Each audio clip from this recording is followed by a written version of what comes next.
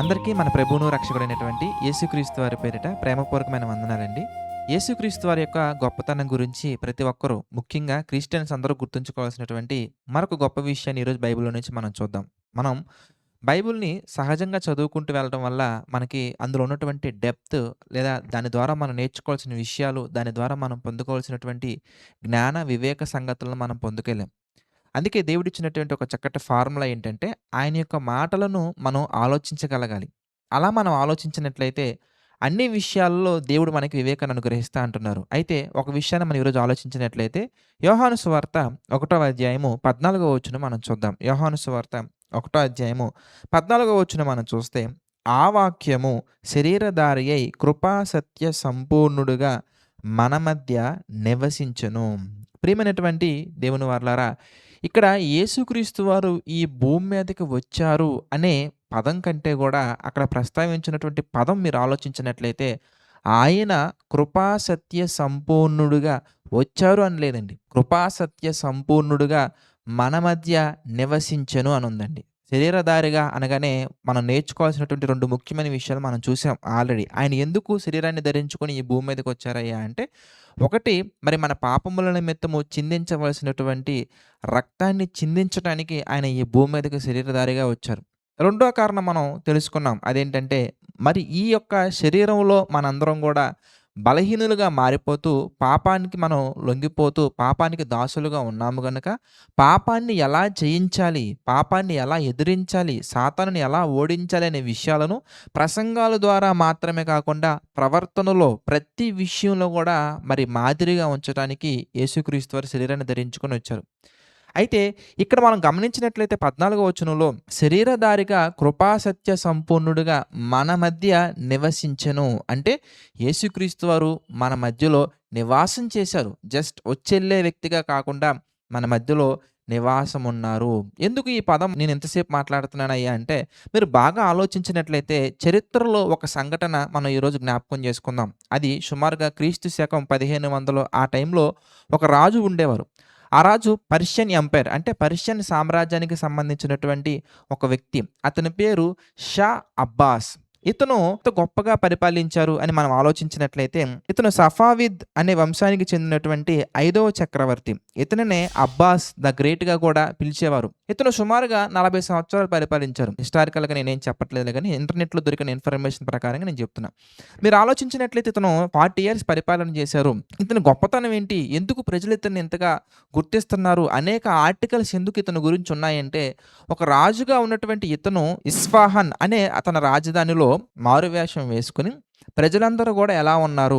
ప్రజల సమస్యలు ఎలా ఉన్నాయి? ఆ సమస్యలను ఎలా రిజల్యూషన్స్ మనం పాస్ చేయాలి అని ఆలోచించి, రాజుగా ఉన్నటువంటి ఇతను సామాన్యుడిగా మారువేషాన్ని వేసుకొని, అతను ప్రజలందరి మధ్యలో తిరిగి ఆ రాజ్యంలో ఉన్నటువంటి సమస్యలను పరిష్కరించేవారు. ప్రియులారా, ప్రతి మనిషి గూడా ఈ భూమి మీద కొంతసేపు కనబడి అంతలో మాయమైపోయే ఆవిరి వంటి వారే. మనిషికున్నటువంటి తక్కువ సమయంలో అతని రాజ్యంలో మారువేషాన్ని వేసుకొని, తన రాజధానిలో మాత్రమే, అన్ని ప్రాంతాలు అనటానికి హిస్టరీలో ఎలాంటి ఆధారాలు లేవండి.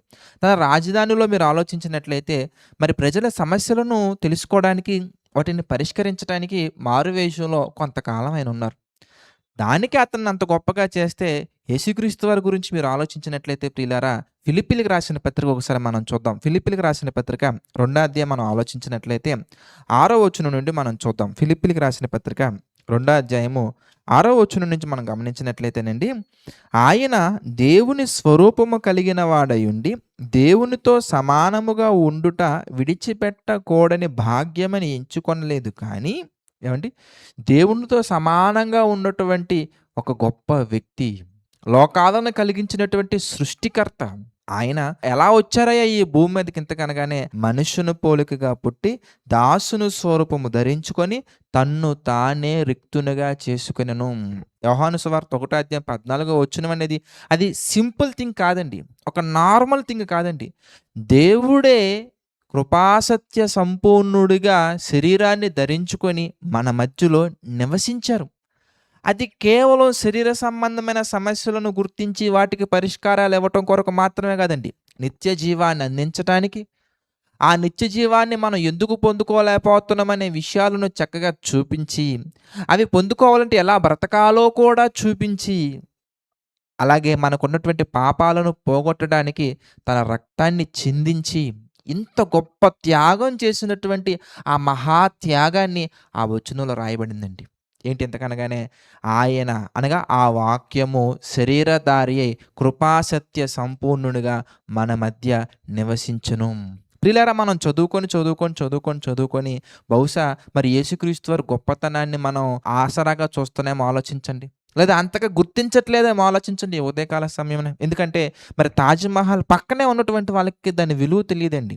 కానీ ఆ తాజ్‌మహల్‌ని చూడటానికి దేశ విదేశాల నుండి, గ్రామాల నుండి, పట్టణాల నుండి ఎంతోమంది వస్తూ ఉంటారండి.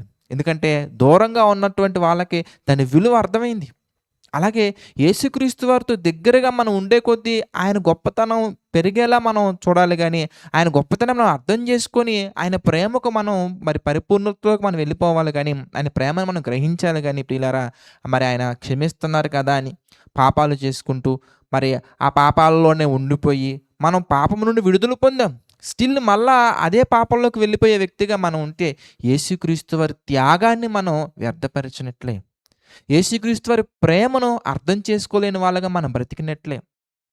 మనం బాగా ఆలోచించాల్సిన విషయం అది చిన్న విషయం కాదు. యేసుక్రీస్తు వారు ఎంత గొప్ప త్యాగం చేశారయ్యా ఇంతకనగానే. ఏ మాత్రము గూడా ఎన్నిక లేనటువంటి వారముగా ఉన్న మన మధ్యలో ఉన్నారండి.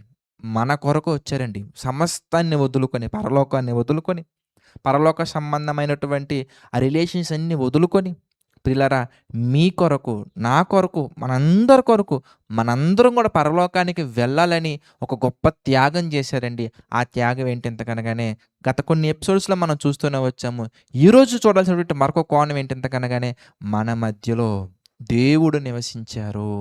అది కూడా మన స్వరూపములో శరీరాన్ని ధరించుకొని, శరీరధారిగా మన మధ్యలో నివసించారు. ఆ త్యాగాన్ని ఉపయోగించుకొని, ఆ త్యాగాన్ని మనం అనుభవించి, మనం గూడా ఆయన పోలికగా మారి, ఆయన యొద్దకే వెళ్ళేవారిగా ఉండాలి గానీ, మరి అపవాది పిల్లలుగా మారకూడదని నేను మనస్ఫూర్తిగా మనవి చేసుకొనుచున్నాను. ప్రార్థన చేసుకుందాం. ప్రతి ఒక్కరి తలలోంచి ప్రార్థనలు ఏకీభవించండి ప్రార్థన. ప్రేమగల తండ్రి, దయగల దేవ, ఎన్నో లోతైన విషయాలను వాక్యానుసారంగా ధ్యానించడానికి దీనులమైన మా అందరికీ మీరు సహాయం చేస్తున్నందుకు కృతజ్ఞతలు తండ్రి. తెలుసుకున్నటువంటి ప్రతి విషయాన్ని క్రియలలో పెట్టి మిమ్మల్ని స్తుతించుటకు, మిమ్మల్ని ఆరాధించుటకు మాకు సహాయం చేయండి తండ్రి.